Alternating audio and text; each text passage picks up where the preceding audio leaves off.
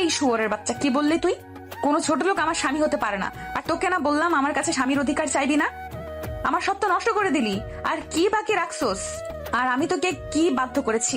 কালকের ঘটনা ভুলে গেলেন নাকি? আমাদের ভয়েস অফ নয়ন ইউটিউব চ্যানেলের রোমান্টিক লাভ স্টোরি গল্প শুনতে এখনই আমাদের চ্যানেলটি সাবস্ক্রাইব করে রাখুন। ধন্যবাদ।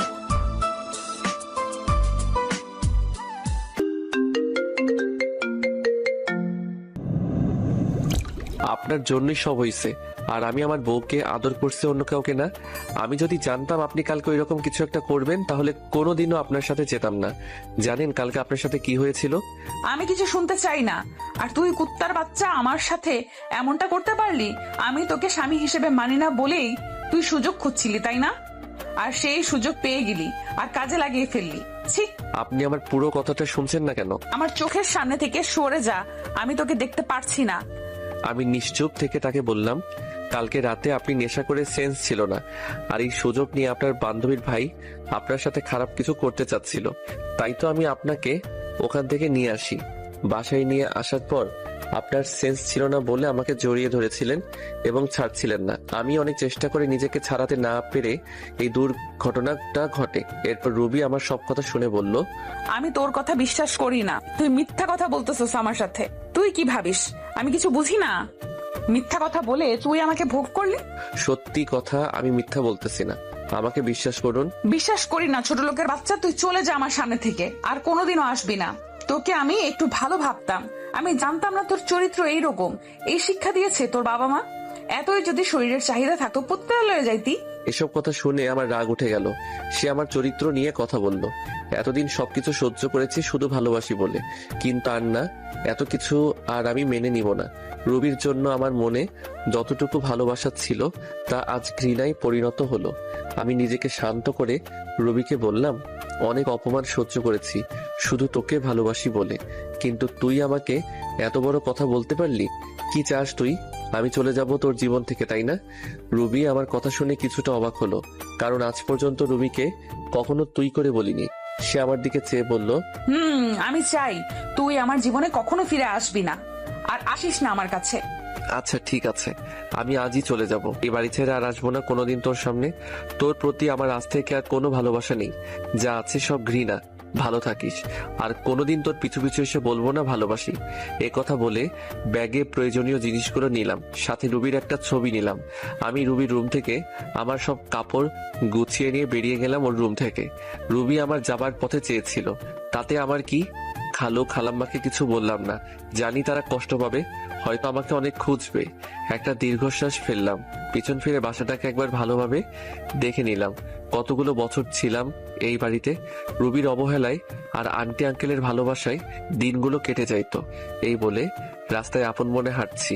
ভাবতেই পারিনি আমার জীবনে এমন একটা দিন আসবে। প্রিয় মানুষটির থেকে আলাদা হতে হবে। বিধাতা কেন আমাকে এমন পরীক্ষার সম্মুখীন করলেন? কেন এত অবহেলিত আমি রুবির কাছে? কেন বুঝে না ওকে সত্যি ভালোবাসি? তবে ওর থেকে দূরে গিয়েও যদি ও আমার ভালোবাসা বোঝাতে পারি তাহলে তাই করব। চলে যাব অনেক দূরে, আর আসবো না ওর কাছে। আর কাউকে ছোট লোক বলতে হবে না, আর কাউকে গালাগালি করতে হবে না। আর কালকের কথাগুলো ভাবতে লাগলাম, কি থেকে কি হয়ে গেল। সামান্য ভুলের জন্য এত বড় শাস্তি পেতে হচ্ছে।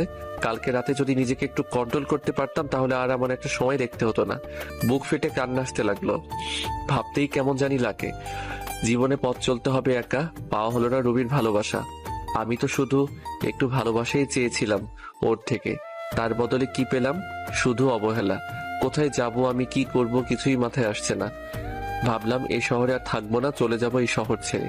যেই শহর শুধু অবহেলা পেয়েছি সেখানে আর থাকবো না, আর ফিরে আসবো না এই শহরে, আর আসবো না রুবির কাছে, আপনজনের কাছে। এই কথা ভেবে চলে গেলাম রেল স্টেশনে। সেখান থেকে টিকিট কাটলাম সিলেটের। কিছু সময় পর ট্রেন ছেড়ে দিল। আমিও গিয়ে বসে পড়লাম ট্রেনে। ট্রেন চলছে আপন গতিতে, আর আমি ভাবছি আজ যদি আমার মা বাবা বেঁচে থাকতো তাহলে আর এই দিন দেখা লাগতো না। মা বাবাকে খুব মিস করছি। কোথায় চলে গেলে তোমরা আমাকে একা করে? কেন নিয়ে গেলেন আমাকে ছেড়ে গেলে এই নিষ্ঠুর পৃথিবীতে, যেখানে শুধু অবহেলায় পড়ছি আমি তিলে তিলে? এই রে, আপনাদের তো পরিচয় দেওয়া হয়নি। আমি হলাম আরিফ, বাবা মায়ের একমাত্র সন্তান। আমি যখন ক্লাস 10-এ পড়ি তখন আমার মা বাবা রোড অ্যাক্সিডেন্টে মারা যায়। ভাগ্যক্রমে আমি বেঁচে যাই। তারপর থেকে খালা খালুর বাড়িতে বড় হই। আর রুবি হচ্ছে তাদের একমাত্র মেয়ে। আমি অনার্স 3য় বর্ষে পড়ি, রুবিও। গল্পের সাথে সবকিছু জানতে পারবেন। আপনাদের সাথে কথা বলতে বলতে চলে আসলাম নিজ গন্তব্য সিলেট শহরে। ট্রেন থেকে নেমে পড়লাম। সাইনবোর্ডে তাকিয়ে দেখি এই জায়গার নাম চাঁদপুর। আমি কিছুক্ষণ স্টেশনে একটা চেয়ারে বসে বসে খালা খালুর কথা ভাবছি। তারা আমাকে বাড়ি না দেখতে পেয়ে পাগলের মতো খুঁজছে হয়তো। আর রুবি হয়তো অনেক খুশি হয়েছে আমি তার জীবন থেকে চলে আসছি বলে। আর কোনো ছোট লোক তার পিছে ঘুরবে না, এসব কথা মনে পড়ছে। আর দু চোখ বেয়ে শুধু পানি পড়ছে। তবে আমিও ভেবে নিয়েছি কোনোদিন নিজের শহরে যাব না, আর রুবিকে আমার এই চেহারা দেখাবো না। এখন একটা থাকার জায়গা করতেই হবে, তারপর কলেজে ভর্তি হতে হবে। কিন্তু কে সাহায্য করবে আমাকে? আমি তো কাউকে চিনি না এখানে। এবার স্টেশন থেকে বেরিয়ে শহরের দিকে যাচ্ছি। এভাবে হাঁটতে হাঁটতে কখন যে রাত হয়ে যায় মনে নাই।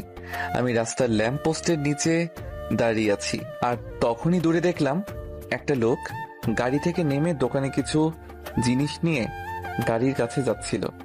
আর তখনই লোকটা বুকে হাত দিয়ে রাস্তার মাঝে পড়ে গেল। আমি যাইতে যাচ্ছিলাম, তারপর একটু ভেবে গেলাম লোকটির কাছে। লোকটি দেখে মনে হলো অজ্ঞান হয়ে গেছে। আমি তাকে ওনার গাড়িতে ওঠালাম। পাশের মানুষ প্রশ্ন করে জানতে পারলাম পাশে একটা হাসপাতাল আছে। তাকে ওই হাসপাতালে নিয়ে গেলাম। ডাক্তার নার্স এসে তাকে নিয়ে গেল। আমি ভাবলাম চলে যাব, তারপর ভাবলাম লোকটাকে একটু দেখেই যাই কি অবস্থা। কিছু সময় পর ডাক্তার বেরিয়ে এসে বলল, চিন্তার কোনো কারণ নেই, রোগী এখন সুস্থ আছে। কি হয়েছিল ওনার? উনি হার্টের রোগী, হার্ট সমস্যার কারণে এই রকম হয়েছে। বলে ডাক্তার চলে গেল। এখন 3টা বাজে, আমারও যাওয়ার কোনো জায়গা নেই, তাই হাসপাতালে থেকে গেলাম। সকালে ওনার সাথে দেখা করে চলে যাব। সকালে আপনি এখন কেমন আছেন? এখন একটু ভালো আছি বাবা, তুমি আমার জীবন বাঁচিয়েছো, তোমাকে কি বলে ধন্যবাদ দিব? আঙ্কেল, ধন্যবাদ জানানোর দরকার নেই। আচ্ছা, আমি আসি। তোমাকে দেখে মনে হয় এই শহরের না বাসা কোথায় তোমার? আমি ঢাকা থেকে এসেছি এখানে কাজের খোঁজে। আঙ্কেল কিছু একটা ভেবে আমাকে বললেন, কোন ক্লাস পর্যন্ত পড়াশোনা করছো? আমি এখন অনার্স 3rd ইয়ারে পড়ি। আচ্ছা, তোমাকে আমার অফিসে কাজ দিব, করবে? আমি ওনার জীবন বাঁচিয়েছি বলে হয়তো করুণা করছে, তা বাদে এখানে থাকতে গেলে ও চাকরির দরকার, তা ভেবে হ্যাঁ করে দিলাম। আচ্ছা চলো, আজ থেকে তুমি আমার বাড়িতে থাকবে।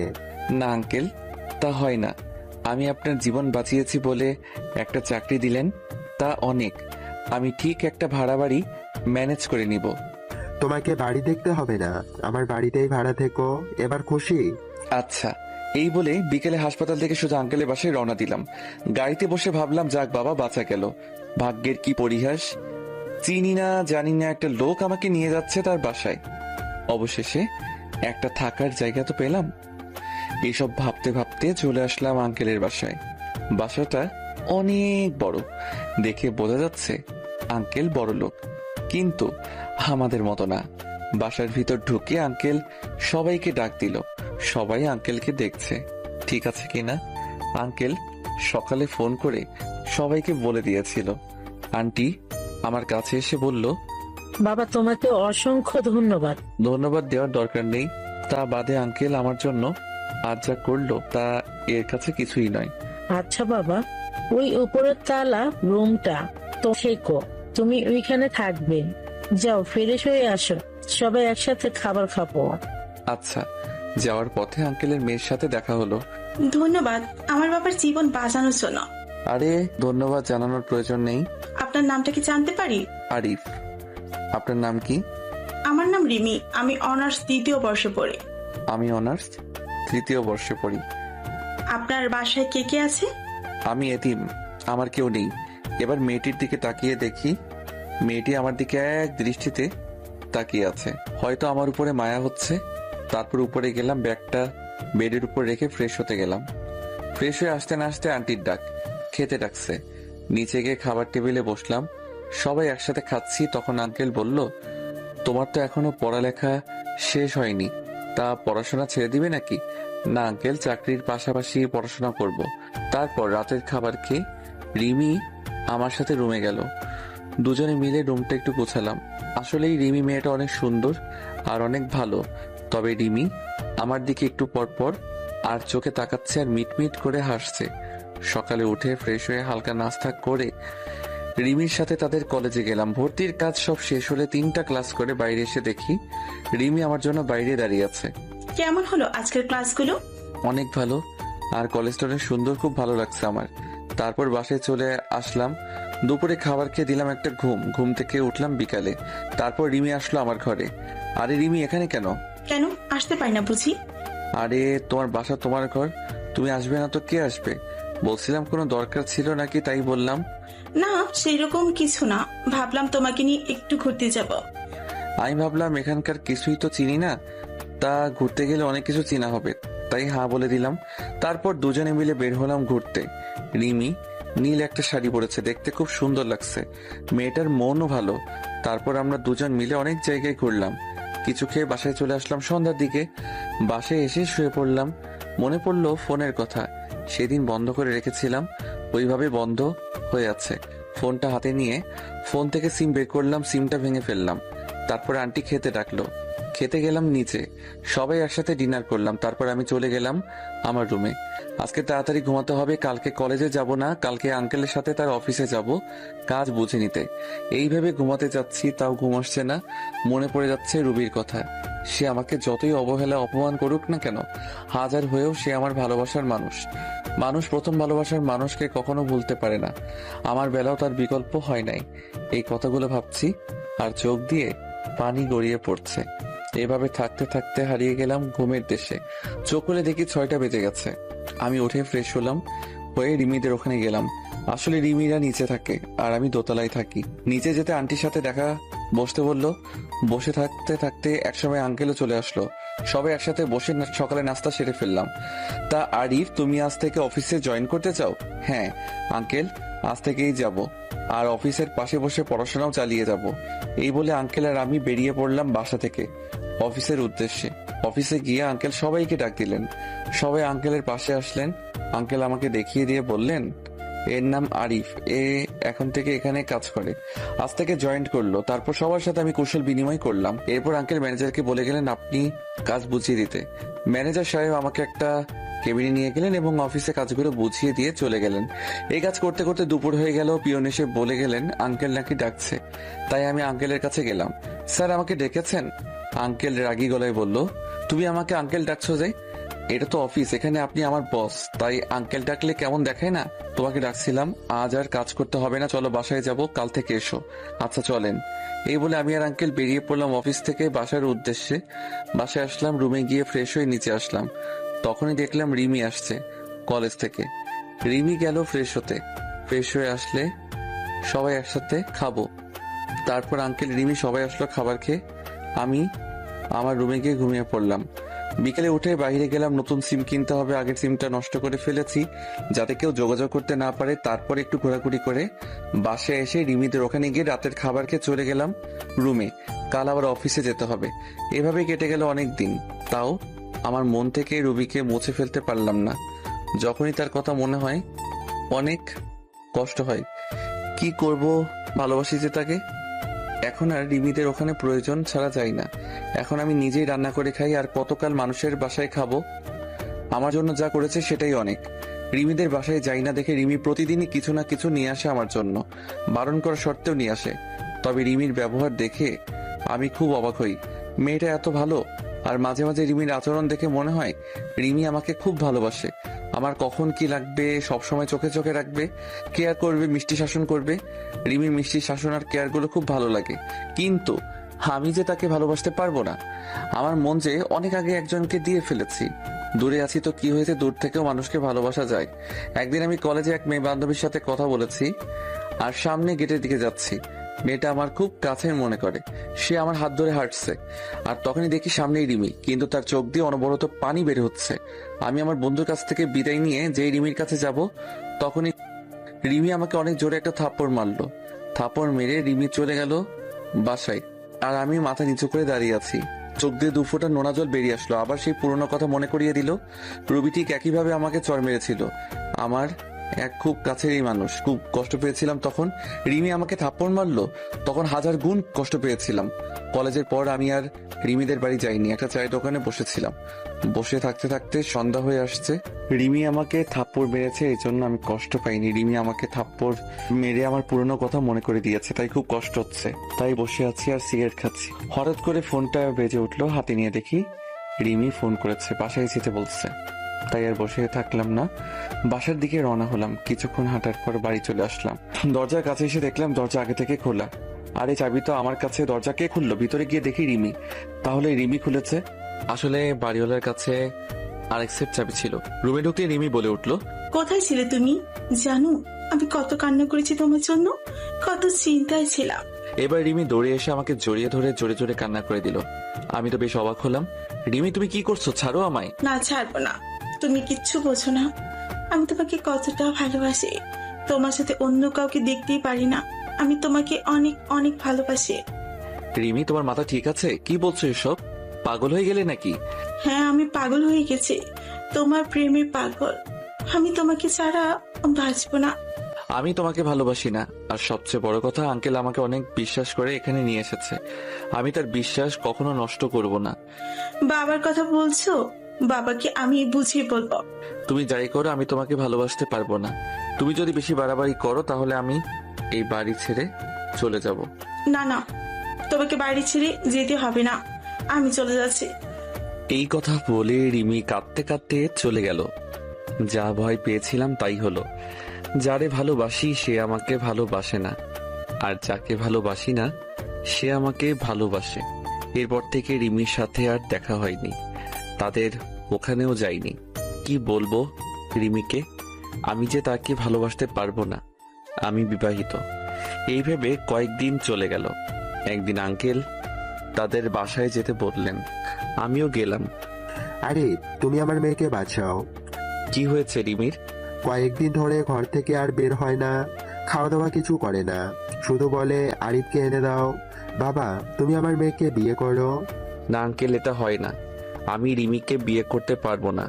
আপনি আমাকে যে উপকারটা করেছেন তা আমি জীবন দিয়ে হলেও শোধ করতে পারবো না। কিন্তু আমি জেনে শুনে আমার জীবনের সাথে আরো একটা জীবন নষ্ট করতে পারবো না। কেন বাবা, কি হয়েছে? আমাকে একটু খুলে বলো। আমি বললাম রিমিকেও ডাক দিতে। তারপর আঙ্কেল, আন্টি, রিমি সবাইকে উদ্দেশ্য করে বললাম আমি বিবাহিত। আমার এই কথা শোনার জন্য মনে হয় কেউ প্রস্তুত ছিল না। সবাই একসাথে বলে উঠল, কি? তুমি যে বললে তোমার কেউ নাই, তুমি এতিম, তাহলে? আসলে আমি এতিম হলেও আমার খালা খালুর বাড়িতে বড় হয়েছি এবং আমার বউ আছে। তাহলে তুমি এখানে কেন, পরিবার ছেড়ে? সে এক দুঃখের কাহিনী, শুনুন তাহলে। সবাইকে বলতে লাগলাম আমি আরিফ। সবেমাত্র আমি এসএসসি পাশ করেছি, 4.97 পয়েন্ট পেয়েছি। আজ আমি অনেক খুশি। বাসায় থেকে বেরিয়ে রেস্টুরেন্টের উদ্দেশ্যে রওনা দিলাম, কারণ মিষ্টি তো নিতেই হবে। মিষ্টি নিয়ে বাসায় এসে সবাইকে খাওয়াইলাম। তারপর খাওয়া দাওয়া করে শুয়ে আছি। এমন সময় আমার ফোন চিল্লাচিল্লি করতেছে, মানে কেউ বা ফোন দিয়েছে। স্ক্রিনে তাকিয়ে দেখি মামুন ফোন দিয়েছে। রিসিভ করতেই, কিরে শালা, 4টা বাজতে চললো, আজ আড্ডায় আসবি না? ভুলেই গিয়েছিলাম। তোরা আয়, আমি আসছি। সবাই আসছে, তুই তাড়াতাড়ি আয়। আচ্ছা, 5 মিনিট অপেক্ষা কর। ওকে। তারপর ফোন কেটে দিয়ে আড্ডার দিকে রওনা দিলাম। আসলে মামুন, রহিম, মোকসেদ, নাজমুল, আমরা প্রাইমারি থেকে পরিচয়, আমরা ফ্রেন্ড। আড্ডায় এসে আমরা সবাই কথা বলতে লাগলাম। হঠাৎ রহিম বলতে লাগলো, সবাই শোনো, আমাদের গার্লফ্রেন্ড আছে, কিন্তু আরিফ দোষে নেই। বেচারা সারা জীবন মনে হয় একই রকম থাকবে হিজড়া হয়ে। হয়, মনে হয়। শালারা, দেখ আমি কি করি তোদের গার্লফ্রেন্ডদের। ফোন দিয়ে কি বলি, দোস্ত না রে, এবারের মতো মাফ করে দে, আর হবে না। ওকে, মনে থাকে যেন। সেই সময় আম্মুর ফোন আসলো। আমি ফোন বের করে বললাম, হ্যাঁ আম্মু বলো। তুই কোথায় আছিস? এই তো বন্ধুদের সাথে আড্ডা দিচ্ছি। এখন আর আড্ডা দিতে হবে না, বাসায় আয়, দরকার আছে। আচ্ছা। বন্ধুর কাছ থেকে বিদায় নিয়ে বাসায় আসলাম। এসে ফ্রেশ হয়ে খাবার টেবিলে বসলাম। তোর তো পরীক্ষা শেষ, আর তোর আব্বু অনেকদিন পর ছুটি পেয়েছে, তাই ভাবলাম তোর খালার বাড়ি থেকে ঘুরে আসবো। কি বলিস? আমার যে কি আনন্দ হচ্ছে, খালার বাড়ি যাব। আপনারা ভাবছেন খালার বাড়ির কথা শুনে এত আনন্দ হচ্ছে কেন? কার সেখানে গেলে আমার খালাতো বোন রুবির সাথে দেখা হবে, কারণ ওকে আমি ছোট্টবেলা থেকেই পছন্দ করি। আচ্ছা, কবে যাব আমরা? কালকেই সকালে তাড়াতাড়ি উঠিস। কিন্তু কে জানতো এর বের হওয়াই হবে আমার মা বাবার সাথে শেষ বের হওয়া। আমাদের গাড়ি অ্যাক্সিডেন্ট করলো, আমি গাড়ি পিছনের সিটে থাকায় কোনো মতে বেঁচে যাই, কিন্তু আমার মা বাবা আর বাঁচলো না। মা বাবা চলে যাওয়ার পর আমি অনেক ভেঙে পড়ি। তখন খালা খালু তাদের বাড়ি নিয়ে গেল এবং ওখান থেকেই বড় হই। খালা আমাকে নিজের ছেলের মতোই ভালোবাসতো, কিন্তু রুবি যাকে আমি ভালোবাসি সে ছিল খুবই অহংকারী। আমাকে সে পছন্দ করতো না, বলতে গেলে আমাকে দেখতেই পারতো না। আমাকে অনেক অবহেলা করে, কলেজে যেও আমার সাথে খারাপ ব্যবহার করে। এভাবে দিন পার করতে লাগলাম। এখন আমি ভার্সিটিতে পড়ি। একদিন আমার বন্ধু আমাকে বলে সে একটা মেয়েকে পছন্দ করে। আমাকে একটা লাভ লেটার দিয়ে বলল ওই মেয়েটাকে দিতে। আমার আবার ওই মেয়েটার সাথে ভালো সম্পর্ক ছিল, তাই লাভ লেটারটা নিয়ে ওই মেয়েকে ডাক দিয়ে চিঠিটা ওর হাতে দিলাম। সে সময় রুবি পাশ দিয়ে যাচ্ছিল। এসব দেখে মেয়েটার হাত থেকে চিঠিটা নিয়ে, তো সাহস কি করে হয় ওই মেয়েকে প্রেমপত্র দেওয়ার? আমি ইচ্ছা করে দেইনি। তোকে আর কিচ্ছু বলতে হবে না। তোদের মতো কিছু ছেলের জন্যই আজকে মেয়েরা সমাজে অবহেলিত। কয়েকদিন পর ভার্সিটিতে এসেই মেয়েদের প্রেমপত্র দেওয়া শুরু। জানি না সামনে আর কি করবি। তোকে দেখে তো মনে হয় একদম নিষ্পাপ বাচ্চা, কিন্তু তুই যে এমন একটা কাজ করবি তা তোকে দেখে কেউই বুঝতে পারবে না। আর শোন, আর কখনো কোনো মেয়ের সাথে এরকম করবি না। মাথা নিচু করে দাঁড়িয়ে আছি। অনেক ছাত্রছাত্রী দাঁড়িয়ে আমাকে দেখছে। কোনো কিছু না করে ও এইভাবে সবার সামনে অপমানিত হলাম। অবশ্য রুবির কাছ থেকে অপমানিত হওয়া আমার কাছে নতুন কিছু নয়। সেই ওর বাড়িতে আসার পর থেকেই অপমানিত হয়ে আসছি, বাবা মা মারা যাওয়ার পর থেকে। সরি বন্ধু, আমার জন্য তোর এমনটা হলো। আরে এসব কিছু মনে করিনি। চল। কলেজ থেকে বের হয়ে আসলাম আর ভাবতে থাকলাম রুবি কেন আমার সাথে এরকম আচরণ করে। বাসায় গিয়ে কিছু খেয়ে ঘুমিয়ে পড়লাম।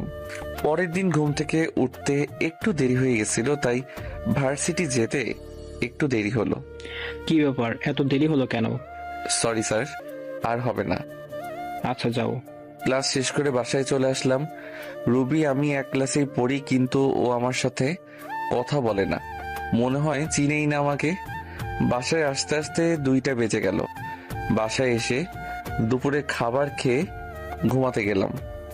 বিকেলে বাইর থেকে ঘুরে এসে পড়তে বসলাম। 10টার দিকে খাবার খেয়ে ঘুমিয়ে গেলাম। ঘটনা ঘটলো সকালে। হারিফ শুন, তোরা এখন অনেক বড় হয়ে গিয়েছিস। আমি আর তোর খালু চাই তোকে রুবির সাথে বিয়ে দিতে। তোর কোনো আপত্তি আছে? আমি ভাবলাম সকালে আজ কার মুখ দেখে উঠেছিল যে খালা নিজে এসে বিয়ের কথা বলছে। আমি যেহেতু রুবিকে পছন্দ করি প্লাস ভালোবাসি, তাই আর না করলাম না। ভাবলাম রুবি ঠিক একদিন আমাকে ভালোবাসবে, আমার কোনো আপত্তি নেই। কিন্তু রুবি কি এই বিয়ে করতে রাজি হবে? সেটা তুই আমাদের উপর ছেড়ে দে। তারপর খালাম্মা চলে গেল। আমি জানতাম রুবি এই বিয়ে মানতে চাইবে না, কিন্তু খালা খালুর জোড়াজড়িতে হ্যাঁ বলে দিছে। দেখতে দেখতে আমাদের বিয়েটাও ভালোভাবে হয়ে গেল। আমি এখন যাচ্ছি বাসর ঘরে। ঘরে গিয়ে দেখলাম রুবি খাটের উপরে বসে আছে। আমি কিছুটা সাহস নিয়ে গেলাম তার কাছে। যেই খাটে বসলাম আর রুবি বলতে শুরু করলো, এই ছোট লোকের বাচ্চা, আমার কাছে একদম আসবি না, এখান থেকে চলে যা। রুবি, আমরা তো এখন স্বামী স্ত্রী। আমি তোকে স্বামী হিসেবে মানি না। আর তুই কি ভাবলি তোর মতো ছোট লোককে আমি বিয়ে করতে রাজি হব? বাবা মায়ের জোড়াজোড়িতে এই বিয়ে করছি। রুবি, আমি তোমাকে অনেক ভালোবাসি, প্লিজ তুমি আমাকে মেনে নাও। দেখো আমি তোমাকে অনেক সুখেই রাখবো। তোর মতো ছোট লোককে আমি ভালোবাসবো কোনো প্রশ্নই আসে না। আর তুই কোনো দিন আমার কাছে স্বামীর অধিকার খাটাতে আসবি না। আর শোন, এই কথাগুলো মা বাবা যেন জানতে না পারে। যা মেঝেতে গিয়ে শুয়ে পড়। আমি একটা বালিশ নিয়ে নিচে শুয়ে পড়লাম। আমি জানতাম রুবি আমাকে মানবে না, কিন্তু কিছুদিন পর সব ঠিক হয়ে যাবে এই আশা নিয়েই থাকা। কিন্তু আমার ধারণা ভুল, দিন যাচ্ছে আর রুবি আমার প্রতি আরো খারাপ ব্যবহার করছে। রুবি কাপড় চেঞ্জ করছিল, আমি জানতাম না। হুট করে রুমে ঢুকতেই, এই কুত্তার বাচ্চা, রুমে আসতে গেলে নক করে আসতে বলছি না? না মানে আপনাকে খাওয়ার জন্য ডাকতেছে। এদিকে আয়। আমিও ওর একটু কাছে গিয়ে দাঁড়ালাম। ঠিক তখনই রুবি আমাকে ঠাস ঠাস করে দুই গালে 2টা থাপ্পড় মারলো। থাপ্পড়গুলো অনেক জোরে মারলো, তাই ঠোঁট কেটে রক্ত বের হতে লাগলো আর আমার চোখ দিয়ে পানি ঝরতে লাগলো। ভীষণ ব্যথা করতেছে। এরপর যদি রুমে আসিস তাহলে নক করে আসবি। যত সব ছোট লোক। এখন যা, আমি আসতেছি। আমি কিছু বললাম না। এইটা আমার সাথে শুধু আজকে ঘটেছে তা না, প্রতিদিনই আমার সাথে এইরকম করে রুবি। ঠোঁটে ভীষণ ব্যথা করতেছে। ওয়াশরুমে গিয়ে ঠোঁটের রক্তগুলো মুছতে চাইতেছি, কিন্তু হাত লাগাতে পারছি না। ভীষণ ব্যথা করতেছে। কোনো মতে ফ্রেশ হয়ে নিচে চলে আসলাম। নিচে গিয়ে দেখি রুবি খাওয়ার টেবিলে বসে আছে। আমিও গেলাম। আরিফ, এই দিকে আসো। জি খালু বলেন। দাঁড়িয়ে আছো কেন? কি বসো, আমরা একসাথে খাবো। আমি রুবির দিকে তাকালাম। ও আমার দিকে আগুন চোখে তাকিয়ে আছে। আমি কিছু বললাম না। এখনো দাঁড়িয়ে আছি। কি হয়েছে আরিফ? তোকে বসতে বললো না? আসলে খালা আমাকে তুই করেই বলে। আমাকে নিজের ছেলের মতো ভাবেন। আমি এখনো দাঁড়িয়ে আছি আর রুবির দিকে চেয়ে আছি। রুবি শুধু রাগে ফুঁসতেছে। আরিফ, তোমাকে আমি বসতে বলেছি, তুমি দিন দিন অবাধ্য হয়ে যাচ্ছ। খালু বসতেছি। আমি যখন বসতে যাব তখনই রুবি চেয়ার থেকে উঠে দাঁড়িয়ে যায় আর বলতে লাগলো, এই ছোট লোকের সাথে আমি এক টেবিলে বসে খেতে পারবো না। তোমাদের মন চাইলে তোমরা খাও। কিসের ছোট লোক? ভুলে যাস না রুবি, আরিফ কিন্তু তোর স্বামী। কিসের স্বামী? আমি মানি না। এই বলে রুবি না খেয়ে চলে গেল। খালা খালু দুইজন আমার দিকে অসহায় দৃষ্টিতে তাকিয়ে আছে। আমি মুচকি হেসে বললাম, খালু আমি কিছু মনে করিনি রুবির কথায়। একদিন সব ঠিক হয়ে যাবে ইনশাল্লাহ। তাই যেন হয় বাবা। হায়, তোকে আমি নিজ হাতে খাইয়ে দে। আমি আর কিছু না বলে চুপচাপ খেয়ে নিলাম। এরপর রুমে চলে আসলাম। রুমে এসে দেখি রুবি খাটে শুয়ে আছে। আমি সোফায় গিয়ে শুয়ে পড়লাম। আব্বু আম্মুর কথা খুব মনে পড়তেছে। আজকে যদি ওরা বেঁচে থাকতো তাহলে আর আমাকে এইরকম দিনগুলো দেখতে হতো না। আব্বু আম্মুর জন্য খুব খারাপ লাগতেছে, চোখে পানি চলে আসছে। তবে খালা খালু মাঝে আমি আমার মা বাবাকে দেখি, তারা আমাকে অনেক ভালোবাসে। কথাগুলো ভাবতে ভাবতে ঘুমিয়ে গেলাম। ফজর নামাজের আজান শুনে ঘুমটা ভেঙে গেল, তাই উঠে ফ্রেশ হয়ে নামাজ পড়ার জন্য মসজিদে গেলাম। চারদিকে হালকা হালকা আলো ফোটা শুরু করেছে। এরপর নামাজ পড়ে মোনাজাত করতে লাগলাম আব্বু আম্মুর জন্য। এক পর্যায়ে মনে পড়ে ছোটবেলার কথা। আব্বুকে ঘোড়া বানিয়ে তার পিঠে চওড়া, আব্বুর সাথে স্কুলে যাওয়া, কান্না চলে এসেছে। বলতে লাগলাম, কেন তোমরা আমাকে একা করে চলে গেছো? তোমাদের সাথে নিলে না কেন? কেন রেখে গেলে এই নিষ্ঠুর পৃথিবীতে, যেখানে মা বাবা ছাড়া আর কেউ আপন নয়? কেন হলো আমার সাথে এইরকম? কেন আমাকে অবহেলা করে? কেন কেন? কথাগুলো বলতে লাগলাম আর কান্না করতে লাগলাম। এরপর বাসায় চলে আসলাম। বাসায় ঢোকার সময় খালা আমাকে তাদের রুম থেকে ডাক দিলেন। রুমে গিয়ে দেখি খালা নামাজের বিছানায় বসে আছেন। আমি গিয়ে খালার পাশে বসলাম। আমার মাথায় হাত রাখলেন। রুবি তোকে খুব কষ্ট দেয় তাই না রে? মুচকি হেসে বললাম, ও এমন কিছু না খালা, ভালোবাসার মানুষটার তাই তো কষ্ট দেয়, অন্য কেউ তো আর না। আমি সব বুঝি রে বাবা, তোর জন্যই খুব কষ্ট আমার। মেয়েটা কেন তোর সাথে এমন করে কিছু বুঝি না। কষ্ট এখন আর হয় না খালা, কষ্টগুলো এখন সহ্য করতে শিখে গেছি। দেখিস রুবি একদিন তোকে ভালোবাসবে। আচ্ছা তুই এখন রুমে যা, আর শোন রুবিকে ডেকে তোল, আমি নাস্তা তৈরি করতেছি। আচ্ছা খালা। এরপর রুবিকে ডাক দেইনি, কারণ ওকে ডিস্টার্ব করলে আবার আমার কপালে খারাপই আছে। ভালোবাসি তাই ওকে কিছু বলতেও পারি না। রুবিকে না ডেকে আমি কলেজে যাওয়ার জন্য রেডি হয়ে নিলাম। এরপর আবার নিচে চলে গেলাম। গিয়ে দেখি রুবি নিচে নাই। খালা রুবি কই? কেন তোকে না বললাম ও ঘুম থেকে ডেকে তুলতে? ও খালা ভুলে গেছি। আচ্ছা গিয়ে নিয়ে আয়। এরপর আমি রুবিকে ডাকতে চলে গেলাম। এরপর ডাক দিলাম কিন্তু কোনো উত্তর দিল না। আবার ডাক দিলাম। এরপর ওপার থেকে রুবি বলল, কি হয়েছে? সকালবেলা তো চিল্লাচিল্লি করছিস কেন? আপনাকে আন্টি ডাকছে, তাড়াতাড়ি নিচে আসতে, কলেজে যেতে হবে, পরে কিন্তু দেরি হয়ে যাবে। যা তো তুই, আমি আসতেছি, আর ডিস্টার্ব করবি না আমাকে। এরপর আমি আর কিছু না বলে চলে আসলাম নিচে। গিয়ে আমি নাস্তা করে নিলাম। এরপর রুবি নিচে আসতে লাগলো। আজকে খুব সুন্দর লাগতেছে, গোলাপি রঙের একটা ড্রেসে, কানের ফুল, চুড়ি আর হালকা লিপস্টিক, আর সব মিলিয়ে জাস্ট অসাম লাগতেছে। আমার হাঁ করে তাকিয়ে থাকা দেখে রুবি আমাকে বলল, কুত্তার মতো এভাবে তাকিয়ে আছিস কেন, শুয়োরের বাচ্চা? রুবির কথাটি সোজা গিয়ে আমার বুকে লাগলো। কি এক কপাল নিয়ে পৃথিবীতে এসেছি, নিজের বউয়ের দিকে তাকালেও গালি শুনতে হয়। ওই সময় শুধু চোখে পানি ছলছল করতেছে। আদিক্ষেতা না করে গাড়ি বের কর, কলেজে যাব। আমি আর কিছু না বলে গাড়ি বের করে রুবির জন্য অপেক্ষা করতে লাগলাম। কিছুক্ষণ পর রুবি আসলো। এরপর আমরা কলেজে চলে আসলাম। তুই গাড়ি পার্ক করে ক্লাসে চলে যা। যদি কোথাও যাস বা কারোর সাথে কথা বলিস তাহলে তোর অবস্থা খারাপ করে দিব। আমি শুধু মাথা নাড়ালাম। আমি খেয়াল করলাম ওর বান্ধবী ওকে বলতে লাগলো, রুবি, তুই সব সময় আরিফের সাথে এই রকম করিস কেন? ছেলেটা কত স্মার্ট আর খুব ভালো, তাহলে কেন সব সময় অবহেলা করিস, কেন খারাপ আচরণ করিস? আর বড় কথা, ও এখন তোর স্বামী, তবুও কেন ওর সাথে খারাপ ব্যবহার করিস? কিসের স্বামী? হ্যাঁ, আর তোকে আমি বলে রাখলাম কোনোদিনও আমাকে কিছু শেখাতে আসিস না। আর এত যদি দরদ হয় তাহলে তুই ও ছোট লোকটাকে বিয়ে করে নে, তাহলে আমি উদ্ধার হব। আমিও তো চাই, কিন্তু জানি ও তো তোকে ভালোবাসে। আমি হাজার চাইলেও আমার হবে না, জানি, ওইটা আমি ভালোভাবে জানি। আরিফ আমাকে ভালোবাসে তুই কিভাবে জানিস? তোকে যদি ভালোই না বাসতো তাহলে তোর এত অবহেলা সহ্য করতো না, তোর এত খারাপ আচরণ মুখ বুঝে সহ্য করতো না। আফসোস, আরিফের মতো কেউই আমার জীবনে এলো না। ভালোবাসা না ছাই, ছোট লোকের আবার ভালোবাসা। এই বলে ওরা ক্লাসে চলে আসতে লাগলো। তাই আমি তাড়াতাড়ি করে ক্লাসে চলে আসলাম। রুবির কথাগুলোতে খুব কষ্ট পেলাম। এরপর ক্লাসগুলা শেষ করে চলে আসলাম বাড়িতে। এইভাবে কাটতে থাকে দিন, আর রুবির অবহেলা প্রতিনিয়ত সহ্য করতে হচ্ছে। ভালোবাসার মানুষটির অবহেলা কত কষ্টের তা যদি রুবি জানতো তাহলে আমাকে এইভাবে অবহেলা করতো না। বসে আছি নিজের রুমে, তখন রুবি আসলো আমার রুমে। আজকে সন্ধ্যায় আমার এক বান্ধবীর জন্মদিনের পার্টি আছে, আমার সাথে তুইও যাইবি, তাই তাড়াতাড়ি রেডি হয়ে নিস। যদি দেরি করিস তাহলে তোর কপালে খারাপই আছে। আমি শুধু মাথা নেড়ে হ্যাঁ সূচক উত্তর দিলাম। এরপর সন্ধ্যায় রেডি হয়ে গাড়ি নিয়ে বাইরে অপেক্ষা করতে লাগলাম। রুবি আসতেছে, আজকে ও খুব সুন্দর লাগতেছে, কিন্তু ওই সৌন্দর্য আর দেখা হলো না। নিজেকে থেকে মুখ ফিরে নিলাম, জানি আমাকে এভাবে তাকিয়ে থাকতে দেখলে আবার গালি দিবে। কি হয়েছে? গাড়ি চালাস না কেন? এই তো চালাইতেছি। আমাদেরকে কোথায় যেতে হবে? চলতে থাক, আমি বলতেছি কোথায় যেতে হবে। ভেতরে গিয়ে এক জায়গায় বসে থাকবি, ওইখানে কেউ কিন্তু জানে না তুই আমার স্বামী, আর জানতেও যাতে না পারে, বুঝতে পারলি? আমি মাথা নাড়ালাম, ভিতরে চলে গেলাম। গিয়ে রুবি ওর বান্ধবীদের সাথে কথা বলছে। আমি একটা সিটে বসে ওকে দেখছি। এক পর্যায়ে জন্মদিনের কেক কাটা হলো। জন্মদিনের পার্টি বলে কথা, সেখানে দেখলাম রুবির বান্ধবী সবাই মিলে ড্রিঙ্কস করছে। কিন্তু এ কি, রুবি তো এসব খায় না। আমি দেখলাম রুবিও ড্রিঙ্কস করছে। যাকগে, যা করার করুক, আমার কি। আমি আনমনে বসে আছি।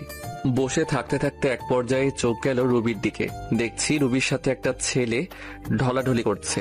তা দেখে তো আমার মাথা পুরো গরম হয়ে গেল। রুবি প্রচুর ড্রিঙ্কস করায় কিছু বুঝতে পারছে না। ছেলেটা দেখছি রুবির সাথে খারাপ কিছু করার চেষ্টা করছে। তাই আর এসব না দেখতে পেয়ে চলে গেলাম ওর কাছে। গিয়ে সোজা রুবির গালে একটা থাপ্পড়। এরপর আমি গিয়ে ছেলেটিকে ইচ্ছা মতো মারতে লাগলাম। শালা, আমার বউয়ের দিকে খারাপ দৃষ্টিতে তাকাচ্ছিস? মারতে মারতে প্রায় ছেলেটিকে আধামরা করে ফেলি। তখনই রুবির বান্ধবী, যার আজ জন্মদিন, সে এসে আমাকে আটকায়, বলে, ভাইয়া সরি, আমার ভাই এইরকম কাজ করবে আমি তা জানতাম না, ভাইয়া ক্ষমা করে দিন। এরপর ছেলেটির মুখ টিপে ধরে বলতে লাগলাম, তোর ভাগ্য ভালো, তোকে ছেড়ে দিলাম। আর শুনে রাখ, রুবি আমার, শুধুই আমার। ওর দিকে যে চোখ তুলে তাকাবে আমি ওর চোখ উপড়ে ফেলবো। Mind it. রুবি কিছু বলছে না, হয়তো বেশি ড্রিঙ্কস করার কারণে এইরকম হয়েছে। তাই আমি রুবিকে কোলে তুলে নিয়ে নিচে চলে আসলাম, আর সবাই আমাদের দিকে তাকিয়ে আছে। এরপর গাড়ি করে রুবিকে নিয়ে আসলাম। গাড়ি থেকে রুবিকে কোলে করে নামিয়ে ওর রুমে নিয়ে আসলাম। এরপর তাকে তার খাটে শুইয়ে দিলাম। রুবি আমার গলা জড়িয়ে ধরে আছে। আমি নিজেকে ছুটাতে চাইলাম, কিন্তু পারলাম না। রুবি আমাকে টান দিয়ে ওর বুকের মাঝে ফেলে দেয়। ওর গরম নিঃশ্বাস আমি অনুভব করতে পারছি। ওর শরীর থেকে আলাদা একটা গন্ধ আসতেছে, যা আমাকে পাগল করে দিচ্ছে। রুবি আমাকে ওর বুকের মাঝে জড়িয়ে নেয়। আমি কোনো মতে নিজেকে ছাড়িয়ে উঠতে চাইলাম, কিন্তু পারলাম না। এই কি করছেন? কি ছাড়েন আমাকে। তোমাকে আজকে ছাড়তেছি না। মানে কি বলতে চান আপনি?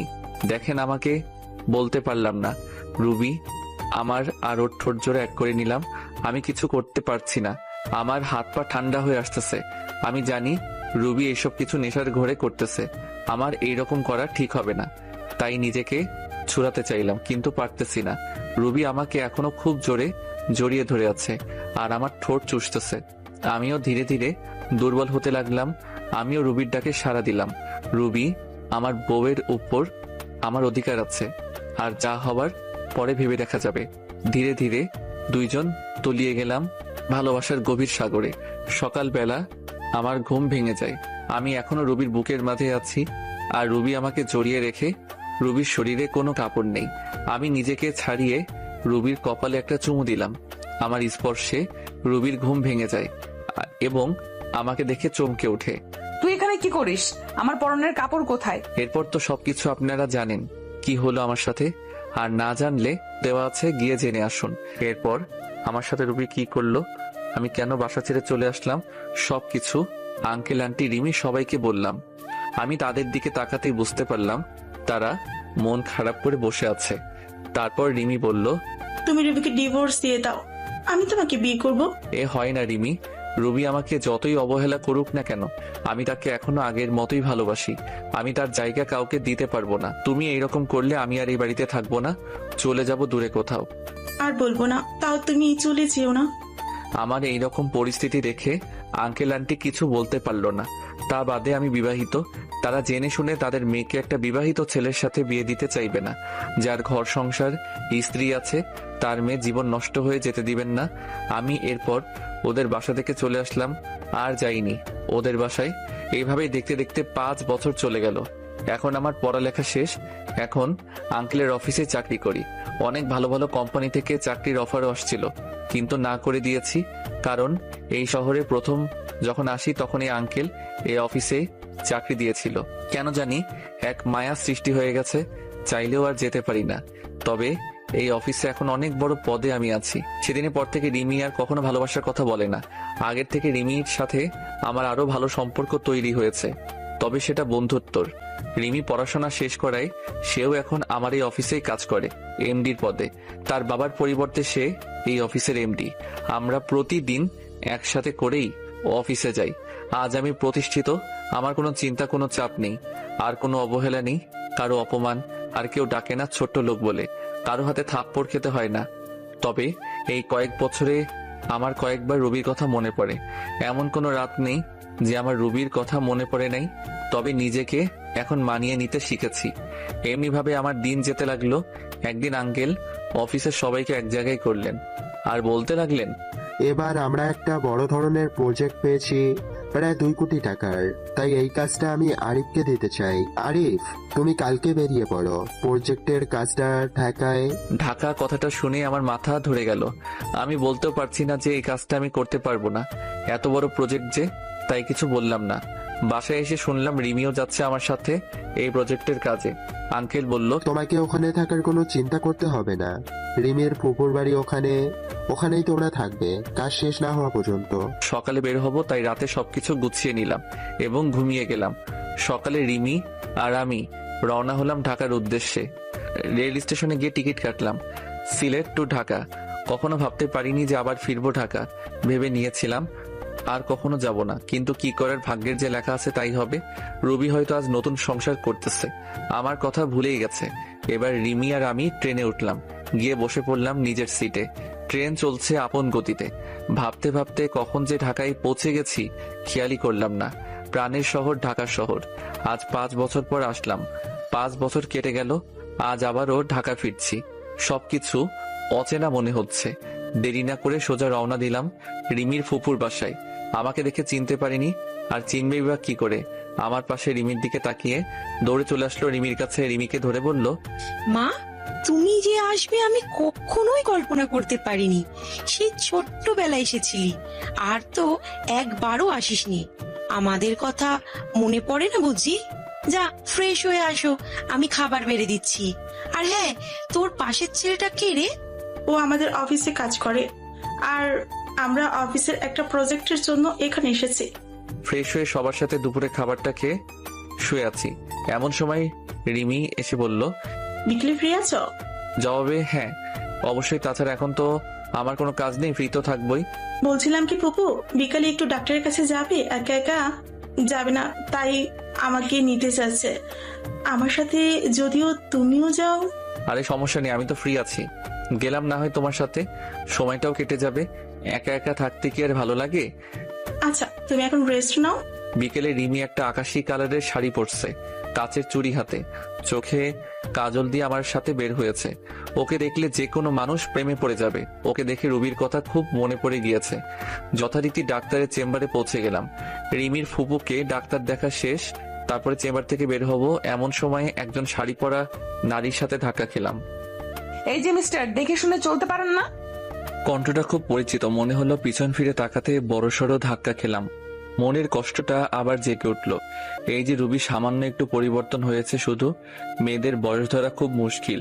তার নজর আমার দিকে পড়তেই অবাক দৃষ্টিতে তাকায় আমার দিকে, চোখ জোড়া ছলছল করতেছে। আরো অবাক হলাম, তার হাতে 3-4 বছরের একটা ছেলে, একদম রুবির মতো দেখতে হয়েছে। রুবির চোখ থেকে পানি পড়তেছে, আমি একদম স্পষ্ট দেখতে পাচ্ছি। এখানে বেশিক্ষণ থাকা যাবে না, তাহলে আমি যে আবার মায়ায় জড়িয়ে যাব। তাকে সরি বলে রিমিকে নিয়ে দ্রুত চেম্বার থেকে বেরিয়ে পড়লাম।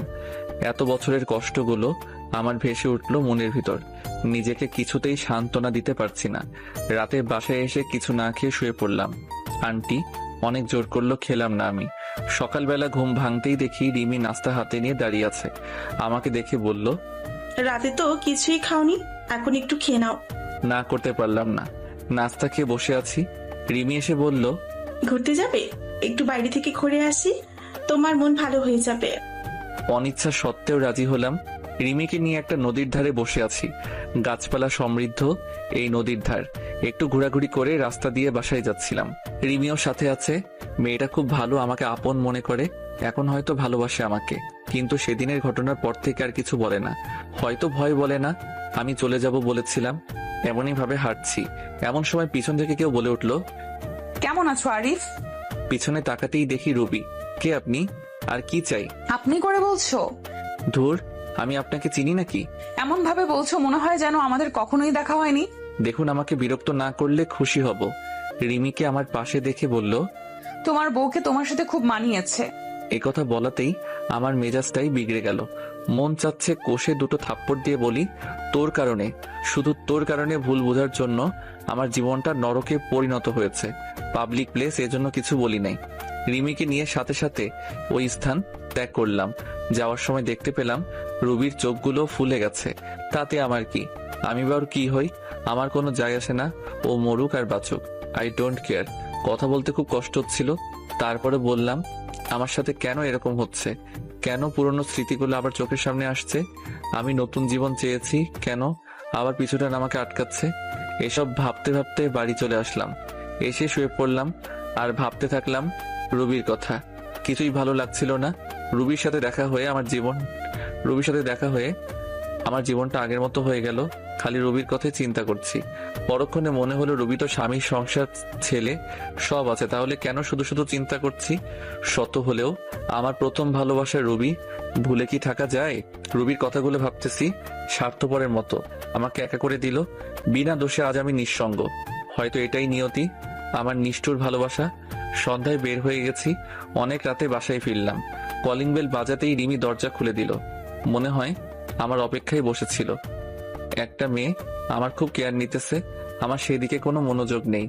আমার হৃদয়ে শুধু রুবিই থাকবে। এত রাতে বাইরে কি করছিলে? রাতে বাইরে থাকতে নেই, ফ্রেশ হয়ে এসো, আমি খাবার দিচ্ছি। আমি কিছুই বললাম না, চুপচাপ খাবার খেয়ে বিছানায় চলে এলাম। সকালে ঘুম থেকে উঠে ল্যাপটপটা হাতে নিয়ে দেখি একটা ইমেল আসছে। সিন করতেই দেখি আমার ডিপার্টমেন্ট থেকে ইমেলটা এসেছে প্রজেক্টের কাজে। তাই রিমিকে বললাম তাড়াতাড়ি রেডি হতে, অফিসে যেতে হবে। রেডি হয়ে অফিসে রওনা দিলাম দুজনে। ওখানে যে আমি পুরাই শক খেলাম। আমার অফিসের এক্সিকিউটিং অফিসার যে রুবি, সেটা দেখে তো আমার মাথা খারাপ হয়ে গেল। এর সাথেই তাহলে আমার প্রজেক্টটা কমপ্লিট করতে হবে। যেখানে বাঘের ভয় সেখানেই সন্ধ্যা হয়। তারপর সবার সাথে আমরা পরিচয় হয়ে নিলাম। তারপর গেলাম রুবির কাছে। রুবি আমাকে দেখে চোখ বড় বড় করে তাকিয়ে আছে, হয়তো ভাবছে আমি এখানে কি করতে আসব। তারপর রুবিকে বললাম, আমি হলাম আরিফ, আর আমার পাশে ও হচ্ছে নীলা। আমরা সিলেট থেকে এখানে আসছি এই প্রজেক্টের কাজে।